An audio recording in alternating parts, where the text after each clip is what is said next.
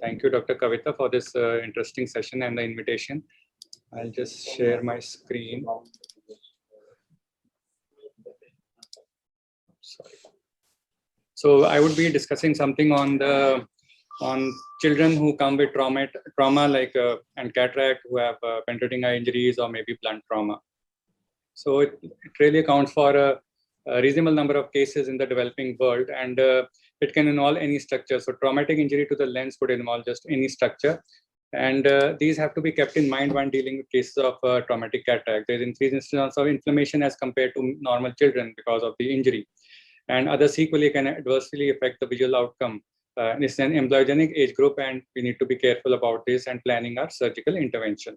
The IOL power calculation poses a challenge where you have scars on the cornea. So that one is another issue, whether you want to implant an IOL during a primary or you want to wait till the eye quietens and maybe the support is more visible. That is also debatable. So how do we get optimal outcome in such cases? So I'm going to show you maybe 3 or 4 videos where okay, yeah. So this is one of the patients who had a corneal scar, and which was a corneal injury that was repaired and has a corneal scar and has an iris tear here. So how we went about it, of course, the ports have to be made as what you would make in any kind of cataract surgery. The important thing is you have to stain the anterior capsule because that would delineate if there is any tear. Now, whether to remove these synecdoche is you should be careful. Don't tear the iris, just leave it. So when you start with the capsular axis, better to use an Utrata forceps for better control and leave the capsular axis here. Don't go near the edges where there is synecdoche between the iris or maybe the fibrosis there. Just leave it there. Go around from the other side, and at this junction where you find it's difficult, just pull it out. Don't go tearing all along. You might end up periphery. The other important thing is that you remove the lens matter away from the site of injury. That's very important. You might have dialysis, you might have other issues here, vitreous coming up. So if you start from here, you could land up pulling out the bag as well. So these things have to be done in the end. The other things is that you have to be very slow in dealing with polishing of the anterior capsule because chances of fibrosis, inflammation, PC are much higher. As you can see that the PC is like a fibrotic, a dirty looking PC. So in these cases, as was rightly said, if it's an older child, probably you would do a primary posterior capsulotomy. So this is important. Utrata might not work in these cases because you have to do a vitrectomy because of the abnormal morphology of the posterior capsule. The fibrosis is there, and so the vitreous has to be removed. So you have a nice opening here. Obviously, if you try to do a YAG, it will be difficult because of visibility. So you use a 3-piece IOL. Try to avoid a single piece. You don't know what can happen while implantation, where the capsule is weak or how you would like to. The 3-piece gives really is an advantage.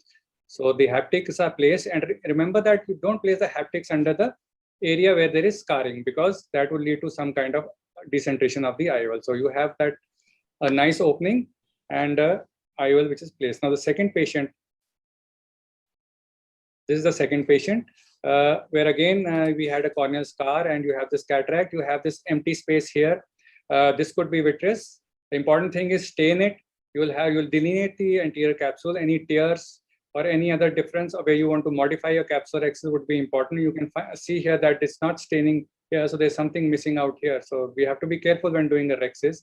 We started Utrata forceps with a control, so it's better controlled with the forceps. So you go around, have a nice rhexis, not a smaller rhexis that can lead to phimosis in traumatic cases. So once you're there, don't pull all around, just leave it there where there is where you find there's difficulty in going around or where the visibility is poor. Go from the other side and then just remove it out. So without going into this area, just pull that out, remove the lens matter, as I said, from the area, basically from the area away from the, which is scarred, and then slowly go to there. Now you see there's some kind of a dialysis. It looks like a dialysis, but yes, the capsule is also missing here. You have this fibrotic capsule here. So I'm trying to stain it. It's very important to stain to see, delineate the vitreous or any other issues which come up. So when we are with this triamcinolone, which is very important, we could identify the vitreous and stain. Now you see there's a band here. So I haven't removed this band because this is going to act as a support for the IOL.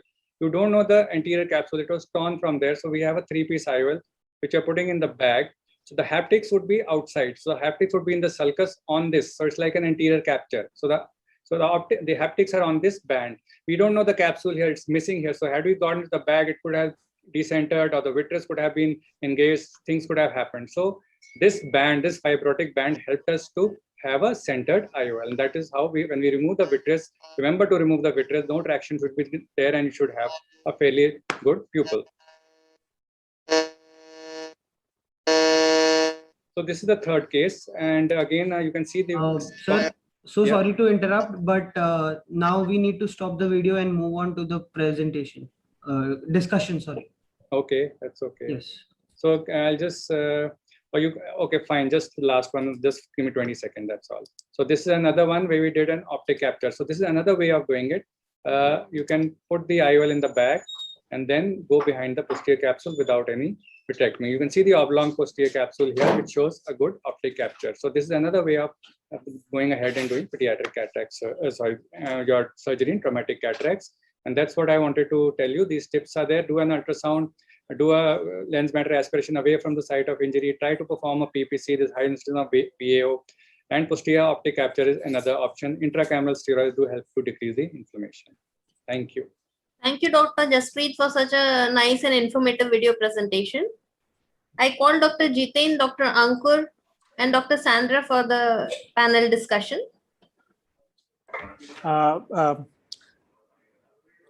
Dr. Jaspreet, do you give a time gap between the injury and the cataract surgery? Because I find sometimes people just jump in with the repair of corneal perforation and doing a cataract surgery at the same time. Absolutely. I mean, if it's not a ruptured lens or something, yes, I would wait. But yes, if there's lens matter in the AC or touching the cornea or kind of basically causing secondary glaucoma or severe inflammation, that is indications. Yes. So that's what the people want, early cataract removal, but that is not a good idea to do a cataract surgery in the same setting. We should wait for the repaired perforation to get in proper shape and then plan for a cataract surgery. Yes, but you remember to keep the age in mind. If you have a 1-year-old versus a 7-year-old, I mean, that's a your intervention has to be much earlier. Yes. So how long do you wait?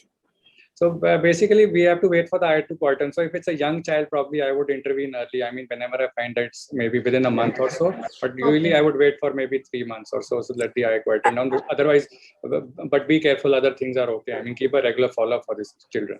Okay, thank you. Also, I think the DBR becomes a problem if there has been a suturing done. You don't get a good IOL power calculation if there is a fresh suturing which has been done. So, if there is a wound, then probably you have to worry about that also to get a good DBR. That's right. Jaspreet, what about the astigmatism? Do you do anything in particular for the astigmatism associated with these? I mean, there are such complex cases. If you have maybe a neat case with some kind of a scar which is peripheral or so, I mean, things could be planned that way. But I haven't had any experience of putting in a toric IOL or issues like that for traumatic cases, because children who are referred here usually are late or have some kind of other issues. So better to give them a proper, you can say, a good visual rehabilitation. Rather than going in for these single piece toric lenses, and you don't know what the outcome with you, what of fibrosis would occur. All these eyes are prone to more inflammation. So, I mean, you have to balance that approach, the risk-benefit ratio. And so, do you have any change in the post-op regime for traumatic cataracts compared to other cataracts? I think I would also talk to the parents about requiring a contact lens later, even if I'm putting an IOL, because sometimes the wounds are so irregular that even after putting an IOL, visual rehabilitation may require some amount of contact lens despite putting a lens. Also, I think the keratometry will take care of only anterior corneal curvature. So we have a capsule which can be kind of irregular. We can have a little bit of tilt of the IOL. Maybe the posterior surface of cornea is also a little, different as it should be. So maybe we can take the keratometry from the other eye and go for a normal monofocal IOL rather than a toric IOL. That's my point. I don't know what you guys do. Yeah, so in blunt injuries, I mean, it's okay. Like you're talking, I mean, if there's a change in the shape of the cornea or something. With perforating injuries, it's difficult, obviously. Toric IOL. Difficult, obviously. Yeah. I agree. I think. And corneal wound takes a long time to mold also. So what you put as toric in the 6. Yeah. No, It I may think change. most of the pediatric ophthalmologists are into optical rehabilitation and all these, premium hi-fi IOLs. None of us, I don't think that most of us put these IOLs because we know that we are dealing with an eye which is going to change over a period of time. So we are not absolutely sure what is going to happen. And every time you go inside the eye, you need to give a general anesthesia. So these are not, we are more into if the child is having a surrender of -2 and if the child is able to see 6, we are happy. We are not so touchy about him not wearing glasses. Yeah, I haven't had the experience to put a toric in a traumatic cataract. Yeah, me too. Me too. Don't put a toric in the traumatic cataract, especially the perforating injuries. Yeah, So, we also don't put, sir. We also but don't. this is what we come across in the practice when the people come to us. They have been advised all these things. So I just wanted people to carry home the message that these things are not proper kind of things. Thank you, Dr.